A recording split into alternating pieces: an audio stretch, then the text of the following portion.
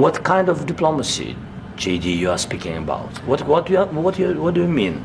I'm talking about the kind of diplomacy that's going to end the destruction of your country. Yes, but if you Mr. President, with respect, I think it's disrespectful for you to come into the Oval Office and try to litigate this in front of the American media. Right now, you guys are going around and forcing conscripts to the front lines because you have manpower problems. You should be thanking the President for trying to bring an end to this conflict. Have you ever been to Ukraine that you say what problems we have?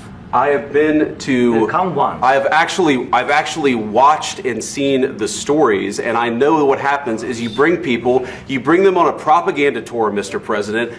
Do you disagree that you've had problems bringing people into your military? And do you think that it's respectful to come to the Oval Office of the United States of America and attack the administration that is trying to prevent the destruction of your country?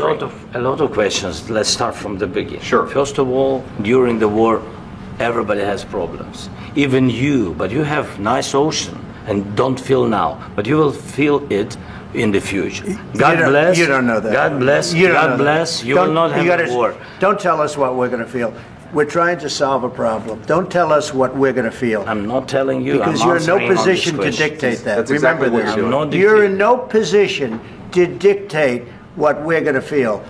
We're going to feel very good. You will feel influence. We're going to feel very good and very strong. You will feel influence. You're right now not in a very good position. You've allowed yourself to be in a very bad position, and he happens to be right about it. From the very beginning of the war. You're not in a good position. You don't have the cards right now.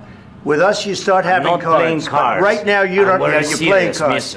You're playing cards. You're gambling with the lives of millions of people. You're gambling with World War III. You're gambling with World War III. And what you're doing is very disrespectful to the country, this country. That's back to you far more than a lot of people said they should have. Have you said thank you once? This entire meeting? No, in this entire meeting, have you said thank you? You went to Pennsylvania and campaigned for the opposition in October. Offer some words of appreciation for the United States of America and the president who's trying to save your country.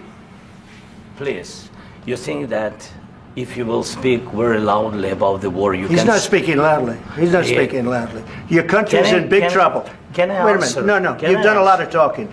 Your country is in big trouble. I know. You're not winning. You're not winning this. You have a damn good chance of coming out okay because of us. Mr. President, we are staying in our country, staying strong from the very beginning of the war. We've been alone, and we are thankful. I said thanks you haven't been in this alone. cabinet. You haven't been alone. In this cabinet. We gave you, through this stupid president, $350 billion. We gave you military equipment, and your men are brave, but they had to use our military. What about if you didn't have our military equipment, if you didn't have our military equipment, this war would have been over in 2 weeks. In 3 days. I heard it from Putin. In 3 days. This is something maybe new. Less. In 2 weeks. Of course, yes. It's going to be a very hard thing to do business like this. Again, I tell you. Just say thank you. Said a lot of except that there are disagreements, and let's go litigate those disagreements rather than trying to fight it out in the American media when you're wrong.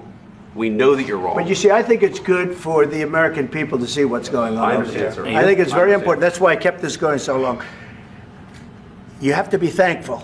You don't have the cards. Thankful. You're buried there. Your people are dying. You're running low on soldiers. Listen, you're running low on soldiers. It would be a damn good thing. And then you tell us, I don't want a ceasefire. I don't want a ceasefire. I want to go and I want this. Look.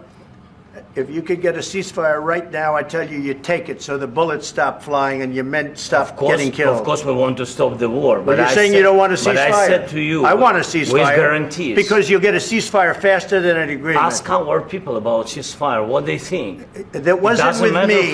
That wasn't with me.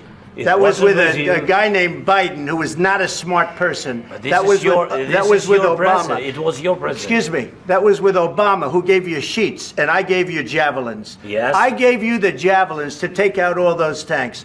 Obama gave you sheets. In fact, the statement is Obama gave sheets and Trump gave javelins.